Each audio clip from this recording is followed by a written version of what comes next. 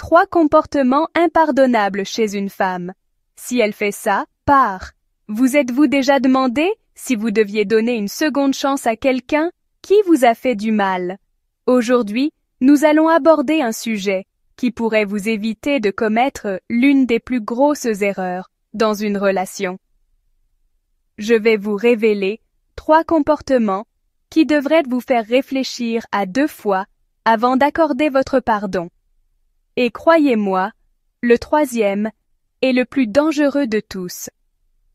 Avant de commencer, si vous traversez actuellement une rupture difficile et que vous souhaitez comprendre comment rétablir la confiance, dans vos relations, j'ai rédigé un guide complet qui a aidé des milliers de personnes à surmonter ces situations difficiles. Vous trouverez le lien dans la description ci-dessous. Maintenant, parlons d'un sujet qui nous touche tous, à un moment ou à un autre de notre vie.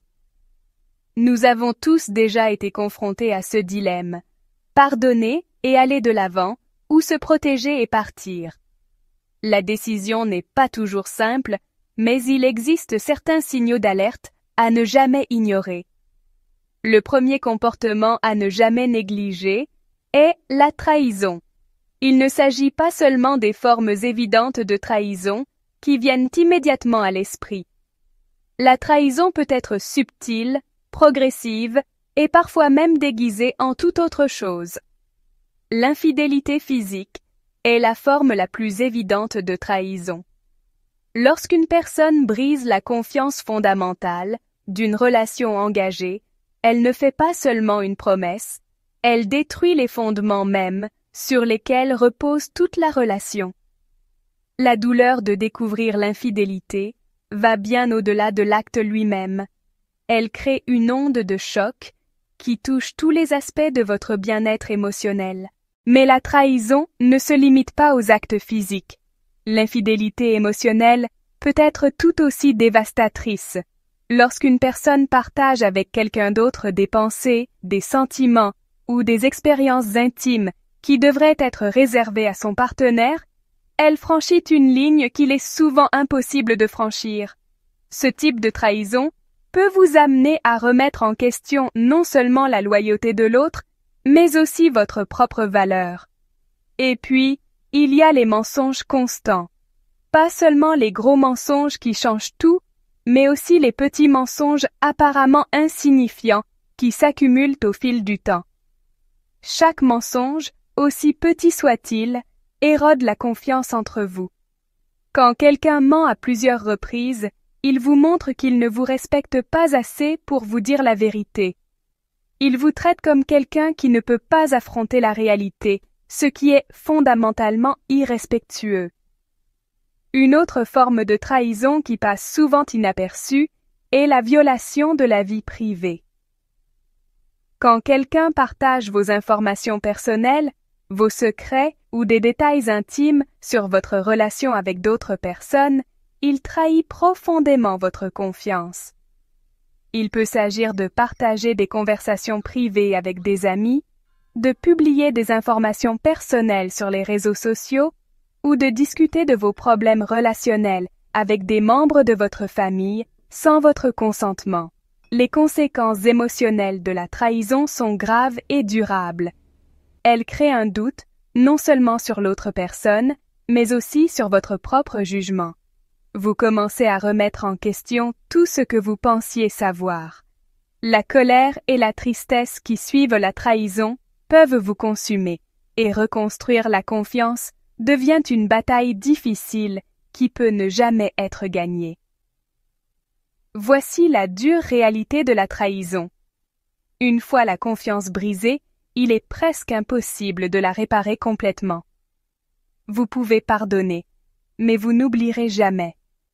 Chaque fois qu'ils seront en retard, chaque fois qu'ils ne répondront pas au téléphone, chaque fois qu'ils sembleront distants, vous vous demanderez si cela recommence.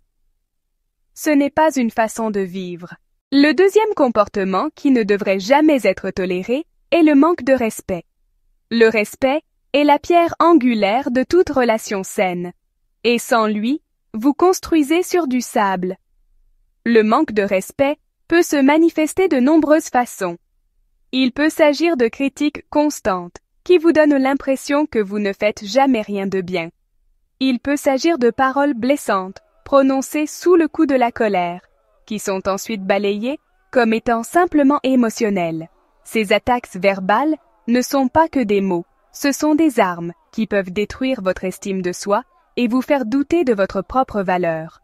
Les actes sont plus éloquents que les mots, et les actes irrespectueux sont tout aussi dommageables.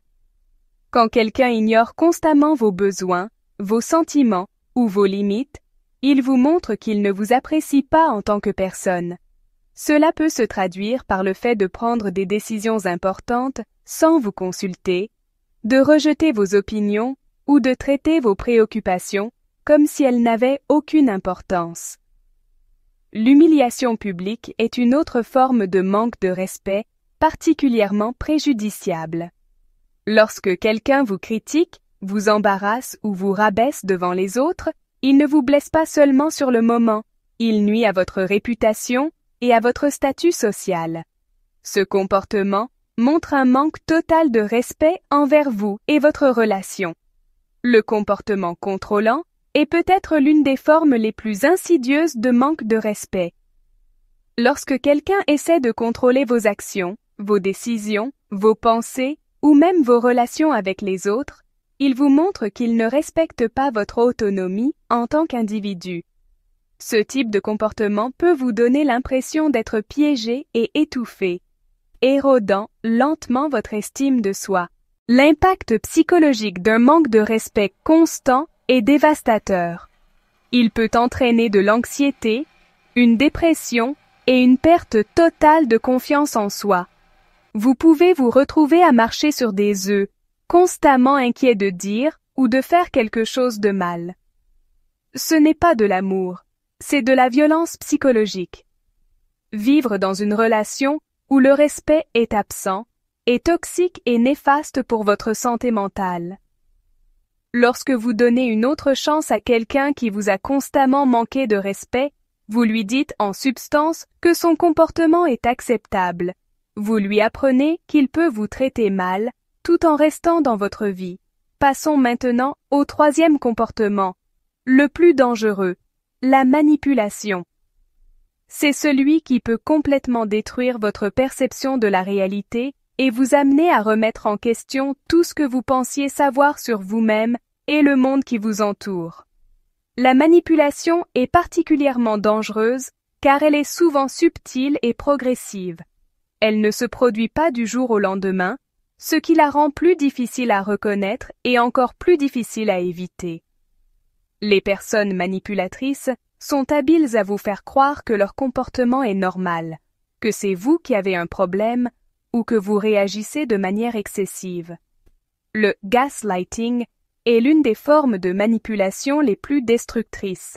Il s'agit d'une personne qui vous fait douter de votre propre mémoire, de votre perception ou de votre jugement. Elle peut nier avoir dit ou fait certaines choses, prétendre que vous êtes trop sensible ou insister sur le fait que les événements se sont déroulés différemment de ce dont vous vous souvenez. Au fil du temps, cela peut vous amener à douter de votre propre réalité et à devenir complètement dépendant de leur version des faits. La manipulation par la culpabilité est une autre tactique courante. Il s'agit d'une personne qui vous fait vous sentir coupable pour des choses qui ne sont pas de votre faute ou pour avoir des besoins et des désirs humains normaux. Elle peut vous reprocher ses problèmes, vous faire sentir responsable de ses émotions ou utiliser la culpabilité pour vous pousser à faire des choses que vous ne voulez pas faire. Le chantage émotionnel est particulièrement cruel. Il consiste à utiliser des menaces, des ultimatums ou la manipulation émotionnelle pour contrôler votre comportement.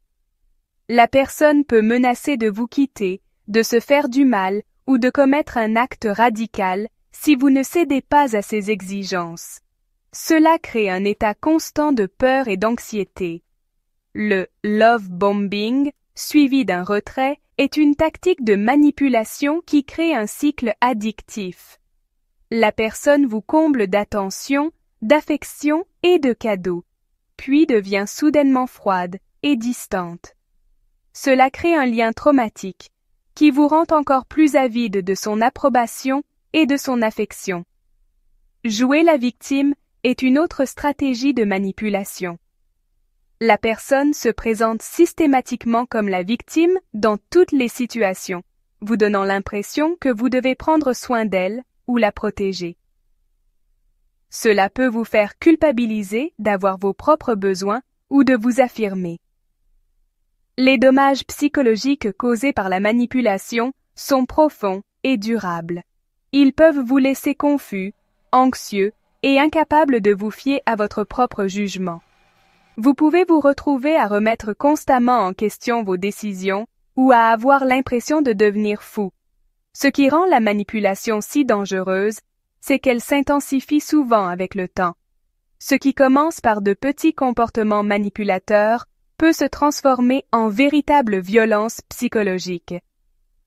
Plus vous restez longtemps dans une relation manipulatrice, plus il devient difficile de reconnaître ce qui se passe et plus il devient difficile de partir. Voici ce que vous devez comprendre. Les personnes qui adoptent ces comportements changent rarement. La trahison, le manque de respect et la manipulation ne sont pas seulement des erreurs ou des mauvais jours, ce sont des schémas comportementaux qui reflètent le caractère et les valeurs d'une personne. Lorsque vous donnez une nouvelle chance à quelqu'un après qu'il vous a montré ses comportements, vous ne risquez pas seulement d'être à nouveau blessé, vous risquez de vous perdre dans le processus. La chose la plus importante à retenir est que vous méritez d'être traité avec respect, honnêteté et gentillesse. Vous méritez d'être dans une relation où vous vous sentez en sécurité, valorisé et aimé. Ne laissez personne vous convaincre du contraire. Si vous reconnaissez ces comportements dans votre relation, il est temps d'agir. Cela ne signifie pas nécessairement que vous devez mettre fin à la relation immédiatement, mais cela signifie que vous devez fixer des limites fermes et être prêt à partir si ces limites ne sont pas respectées. N'oubliez pas que pardonner ne signifie pas que vous devez donner à quelqu'un une autre chance de vous blesser. Vous pouvez pardonner à quelqu'un pour votre propre tranquillité d'esprit, tout en vous protégeant contre de futures blessures. Parfois, la chose la plus aimante que vous puissiez faire pour vous-même est de vous éloigner d'une personne qui vous traite constamment mal. Votre santé mentale, votre bien-être émotionnel et votre estime de soi sont trop précieux pour être mis en jeu. Ne laissez personne vous convaincre d'accepter moins que ce que vous méritez. Faites confiance à votre instinct, valorisez-vous et rappelez-vous que vous avez le pouvoir de choisir qui fait partie de votre vie. Si cette vidéo vous a ouvert les yeux sur certaines vérités dérangeantes concernant votre relation, rappelez-vous que vous n'êtes pas seul. Des milliers de personnes se sont retrouvées dans des situations similaires et beaucoup ont réussi à reconstruire leur vie et à trouver des relations saines et aimantes. Le chemin vers la guérison n'est pas toujours facile, mais il en vaut toujours la peine. Vous méritez d'être heureux, respecté et aimé. Ne vous contentez pas de moins. Dans ce genre de situation, ce n'est pas seulement votre cœur qui est en jeu, mais votre estime, votre équilibre et parfois même votre santé mentale. Il ne s'agit pas de juger ou de condamner, mais de reconnaître que certains comportements ne doivent jamais être tolérés sous prétexte d'amour ou d'espoir de changement. Ce qui rend la trahison si douloureuse, c'est qu'elle est rarement isolée. Elle est souvent le point culminant d'une série de petits signaux ignorés. Des absences inexpliquées, des changements d'humeur soudains, une perte d'intérêt dans les moments partagés. Toutes ces choses que l'on essaie de minimiser jusqu'à ce que la vérité éclate. La trahison vous oblige à reconsidérer non seulement votre relation, mais aussi votre propre jugement. Vous commencez à douter de vous, à vous demander comment vous avez pu ne pas voir les signes. Cette perte de confiance en votre propre perception est souvent plus difficile à reconstruire que la relation elle-même. Dans bien des cas, les personnes trahies adoptent des mécanismes de défense. Elles rationalisent, trouvent des excuses, minimisent. Elle traversait une période difficile. Elle ne l'a pas fait pour me blesser. Ces pensées, bien que compréhensibles, retardent souvent le processus de guérison. Un principe à garder en tête, ce ne sont pas les mots qui comptent, mais les actes. Une personne qui dit vous aimer tout en vous mentant, en vous trahissant ou en vous humiliant, ne vous aime pas d'une manière saine. L'amour sans respect, c'est du contrôle. L'amour sans honnêteté, c'est de la manipulation. La manipulation ne prend pas toujours la forme d'un grand coup d'éclat. Parfois, elle se glisse dans les détails. Les moqueries déguisées en blagues, les silences qui punissent, les changements d'humeur pour vous forcer à réagir. C'est ce climat constant d'incertitude qui use et qui détruit lentement la confiance. L'un des meilleurs moyens de se protéger est de développer sa capacité à reconnaître ces signes tôt. Plus vous apprenez à vous écouter, à faire confiance à vos ressentis, plus vous serez capable d'intervenir avant que le mal ne soit trop profond. Le corps et l'intuition ne mentent pas. Ce sont des alliés précieux. Ce qu'il faut comprendre, c'est que pardonner à répétition des comportements toxiques n'est pas une preuve de grandeur d'âme. C'est souvent le reflet d'un conditionnement qui vous a appris à tolérer l'inacceptable. Dire stop, c'est parfois le plus grand acte d'amour que vous puissiez poser envers vous-même. Poser une limite, ce n'est pas créer une barrière contre l'amour. C'est créer un espace où l'amour peut exister sainement. C'est dire « je veux aimer », mais pas à n'importe quel prix. C'est affirmer que votre paix intérieure ne peut pas être le prix à payer pour la présence de quelqu'un. Si vous êtes dans une situation où l'un ou plusieurs de ces comportements sont présents, sachez ceci. Vous n'êtes pas fou, vous n'êtes pas seul, et vous méritez mieux. Il n'y a pas de honte à avoir été manipulé, trahi ou méprisé. La seule erreur serait d'y rester quand vous avez maintenant les clés pour partir. Cela demande du courage, oui. Mais ce même courage vous mènera vers des relations plus respectueuses, vers des amitiés plus vraies, vers une vie où vous n'êtes plus obligé de sacrifier votre paix pour un semblant d'amour. Et c'est ce que je vous souhaite.